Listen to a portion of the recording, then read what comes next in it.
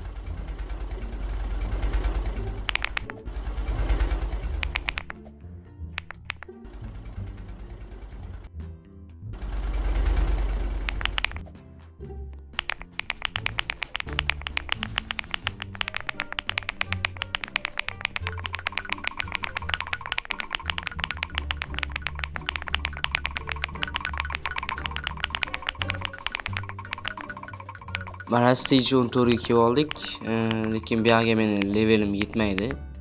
Bu yerda 110-levelda o'tsa bo'ladi, meni levelim 101. Shuning uchun 25000 kubikda olamiz. Videomiz shu joyda o'z nihoyasiga yetmoqda. Bu o'yinning nomi 1+ Keyboard Escape Underwater. Kanalga obuna bo'lib, videoga like bosishni unutmang. Keyingi videogacha